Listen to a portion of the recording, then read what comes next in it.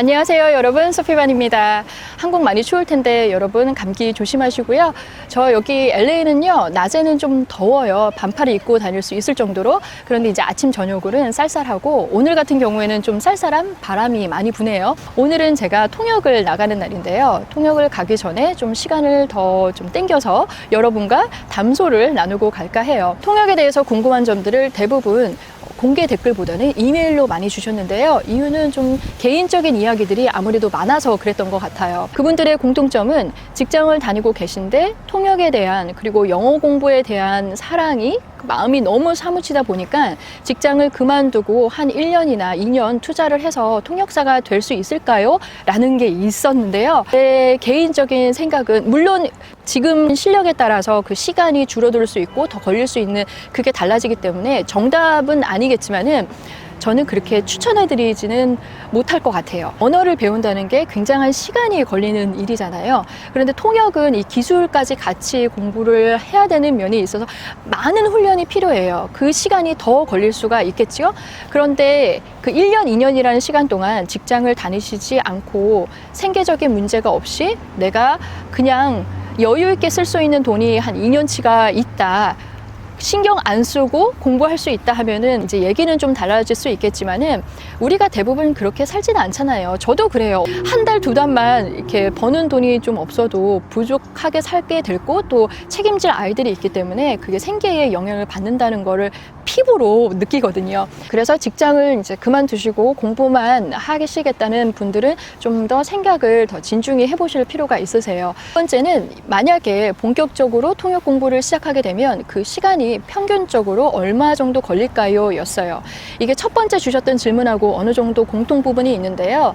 그거는 하시기 나름이지만 지금 갖고 계신 실력에 대비해서 그 시간이 어느 정도 더 걸리고 좀 적게 걸리고 할 수 있는 게 있겠지요. 그냥 평균적으로 봤을 때 미국에서 이제 살고 계신 분들이 영어가 좀 들리는 게 늘고, 그리고 말씀을 좀 하시는 거는 3년 정도 걸린다고 생각을 해요. 솔직히 말씀드리면 그 3년이라는 거는 어떤 누구에게나 해당하는 그 평균치는 아니지만, 그리고 영어 실력이 는다는 그 시간은 아니고요, 눈치가 느는 시간이에요. 이제 어느 정도 좀 살고 이 문화에 대해서 익숙해지고 이 사람들의 생활의 패턴을 이제 알잖아요. 그래서 대충 이 사람이 지금 이런 상황에서 이 얘기를 하면 이 말이 되겠구나, 이런 정도의 눈치가 생기는 시간이죠.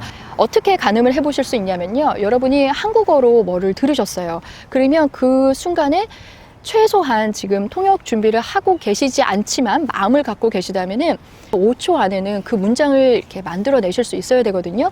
그때 우리 다 아는 사실, 뭐 3인칭 단수에 s를 붙이거나, 아니면은 뭐 과거형일 땐 뭐 ed를 붙인다, 뭐 현재 완료형을 쓰고 수동태로 써야 되는 그런 문법이 틀리고 있다면은 더 많은 시간이 걸린다고 생각을 하시면 되세요. 그 시간 동안에 이루어질, 이제 쌓여가겠죠. 그 언어가 오래 걸리고 나를 지치게 하더라도 그래도 계속 붙들고 매달려서 내가 즐겁게 할 수 있냐도 생각을 해보셔야 됩니다. 영어 많이 하세요. 영어에 대한 단어가 부족해서, 영어에 대한 그 원어민적인 표현이 부족해서 이렇게 말씀들 하시는데요.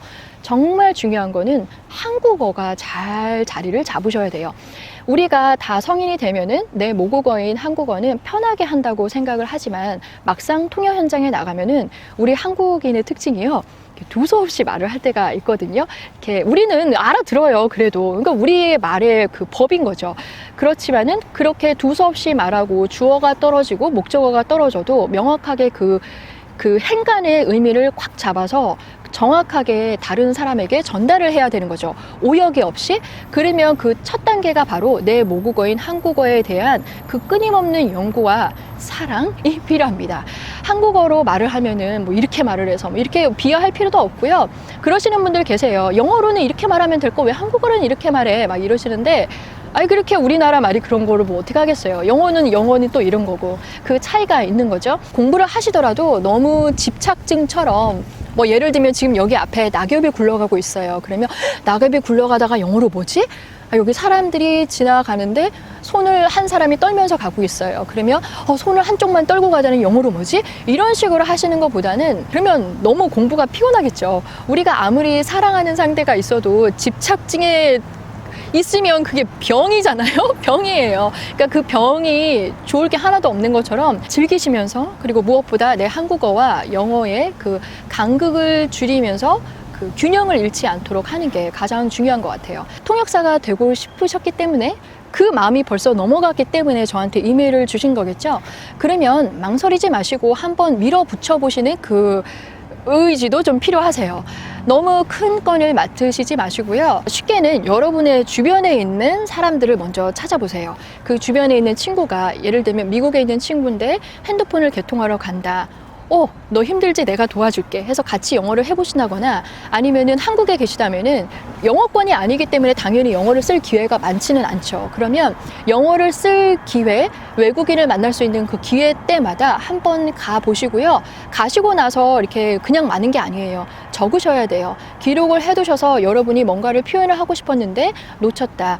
그 사람이 어떤 표현을 했는데 한국어로는 그게 어떠한 말이 근사치겠구나, 그런 느낌을 막 담으시고 기록을 해두어 보세요. 그래야지 여러분의 실력이 올라갈 수가 있겠죠. 내가 한번 비웠던 부분을 계속 줄줄 새겨 놔둘 수는 없는 일이잖아요. 여러분이 통역 현장에 나가실 때 어떠한 것들을 좀 갖추시고 가셔야 되는지 말씀을 드려볼게요. 첫 번째는 절대 떠시면 안 돼요. 여러분이 아무리 큰 회의를 맡고 어떠한 위험 있는 자리에 가신다 하더라도 통역사가 가운데서 떨고 있으면 두 가지 언어를 전달할 때 그 영어를 쓰는 원어민과 한국어를 쓰시는 우리 한국분이 둘 다 저를 믿지를 않겠죠? 물론 실력이 중요하죠. 실력이 있는 만큼 준비가 됐기 때문에 덜 떨 수 있는 그 여유도 생긴다고 생각을 하시면 좋을 것 같아요. 성격적인 면도 정말 중요해요. 어떤 성격이어야 되면요, 에휴 틀렸다, 좀 이런 자세가 필요해요. 원어민이 말을 할 때 어떤 때는 정확하게 못 짚을 때가 있어요. 그러면은 그거를 물론 의미를 정확하게 다시 한번 말을 해달라는 게 필요하지만은 그거 계속하면 안 되잖아요. 계속 sorry, excuse me, what did you say, could you say that again, 이렇게 하면은 듣는 사람이 벌써 내 실력을 의심하게 되겠죠. 그럴 때 여러분이 이렇게 performance 좀 보여줘야 되는 게 있으세요. 난 그래도 다른 말로 돌려서라도 뜻은 바뀌지 않게, 하지만 그 정확하진 않아서 떨렸던 그 동공의 지지는 절대로 보여주시면 안 되는 거죠. 통역을 계속 하다 보면요, 본인이 잘할 수 있는, 그리고 편하게 할 수 있는 전공 분야가 생기게 돼요.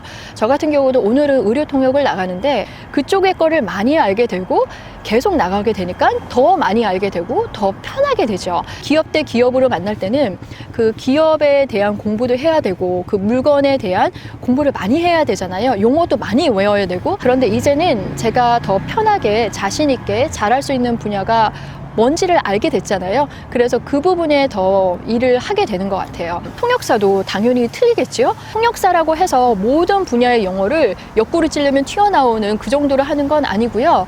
제가 통역을 하면 할수록 뼈저리게 느끼는 건, 아무리 기초처럼 보인다고 해도, 우리 기초라고 하면 다 쉽게 생각을 하는데 사실 그 기초, 기본이 가장 중요한 부분이에요. 물론 영어를 잘하고 한국어를 잘해야지만 통역으로 갈 수 있는 그 길은 더 많이 생기겠죠. 하지만 영어를 다 잘하고 한국말을 다 잘한다고 해서 통역을 다 잘하는 거는 아니에요. 그러니까 쉽게 한 가지 예를 들어볼게요. 여기 있다 보면요, 한국어를 쓰시는 부모님들 밑에서 자란 이제 리아랑 아리 같은 케이스가 되겠죠. 아이들은 영어를 더 많이 쓰게 되면은 영어를 정말 잘하고 한국어는 들을 줄 알지만은 그 사람이 통역을 할 수는 없겠죠. 그래서 통역사는 모국어가 확실히 자리가 잡혀 있어야지만 가능합니다. 통역을 나가시면 복장 같은 거 많이 신경을 쓰시잖아요. 여성분들은 될 수 있으면 바지를 입으시고요. 너무 높은 힐은 신지 마세요. 너무 긴장이 되는 상태에서 다리 어차피 부어요. 한 3-4시간 통역하다 보면은 이렇게 몸도 편해야지 말도 자신감 있게 나오니까 힐 신는 거보다는 좀 편한 구두 신으시는 게 좋으시고요. 여기 사람이라고 다 큰 거는 아니지만 대부분 이렇게 키가 큰 사람들이 많단 말이에요. 그래서 하이힐을 꼭 신어야 되냐라고 하시는 분들이 계시는데요.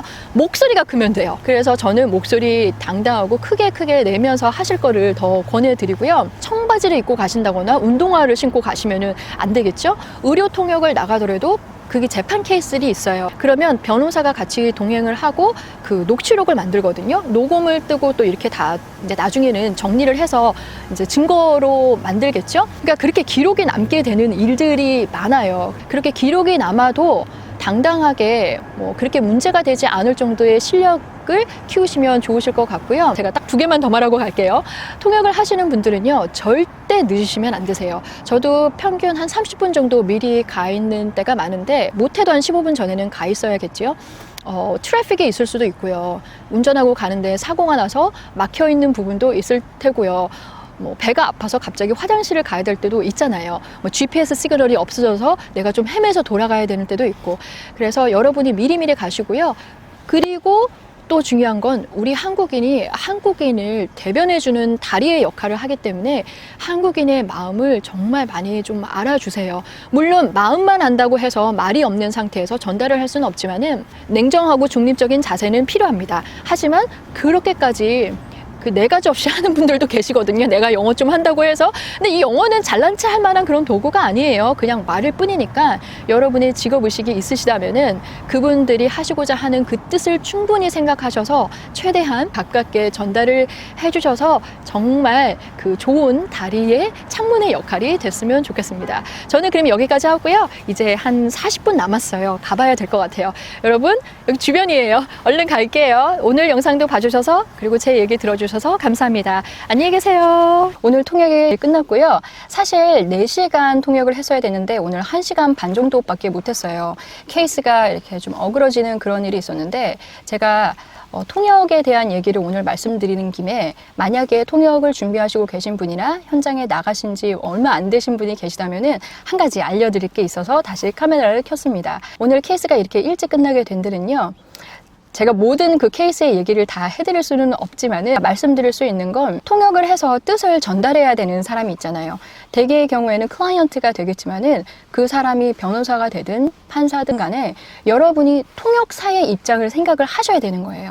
아무리 그 클라이언트를 생각하고 뭐 이렇게 배려를 한다고 해도 뭔가 증거로 남을 수 있는 그 문서에 뜻 전달을 잘못해서 그 문제가 되면은 정말 큰일 나거든요. 그래서 만약에 여러분이 그런 상황이 있다 하면은 그거를 직접 말씀을 하시는 게 좋으세요. 말씀을 하셔야 돼요. 모든 사람들의 시간과 에너지를 생각한다면 빨리 그냥 일을 해치우는 게 나을 수도 있겠다는 생각을 하실지 모르겠지만, 이거는 시간과의 그 싸움의 문제가 아니에요. 중요한 증거가 남고 누군가의 어쩌면 생사가 갈리고 또 큰 돈이 오고 가는 그런 케이스들이 많기 때문에 객관적으로 생각을 하셔서 정말 아니다 싶으면 그거를 이제 통역사의 입장에서 말씀을 하실 수가 있으세요. 예를 들어서 환자분이 이제 어떤 문제로든 간에 입을 잘 벌려서 말씀을 못 하시는 거죠. 이 소리가 안 나오고 뜻을 정말 알 수가 없어요. 그래도 최대한 제가 따라가서 열심히 해보겠습니다. 이런 거 안아줘야 돼요. 하실 수도 있어요. 정황에 막 밀려서. 그래도 아닌 건 아닌 걸로 여러분이 하시고 가셔야지만 됩니다.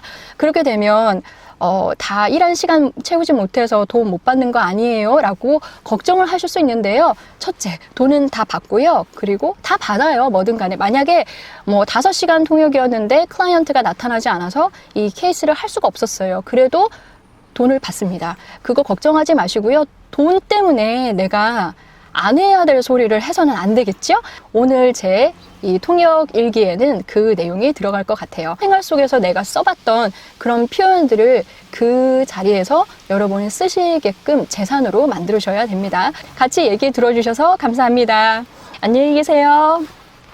그리고 또 뭐가 있을까요? 그리고 여러 가지 드릴 말씀이 많았는데 각본이 없으니까 이게 쉽지가 않네요. 대본이 없어서. 제가 영상을 찍는 동안 머리가 막 이렇게 되고 그래도 이해해 주세요. 어떻게 보면은 한편으로는 미국에 살고 뭐 통역하니까 이게 화려해 보이는 직업일 수 있을 텐데요. 그렇지 않아요, 여러분. 그냥 고기 먹고 싶어도 천하장사 소세지를 대신하고 라면 먹고도 버틸 수 있는 때였어요. 좀 돈에 대한 여유가 없어도 그럭저럭 버틸 수가 있었다는 얘기예요.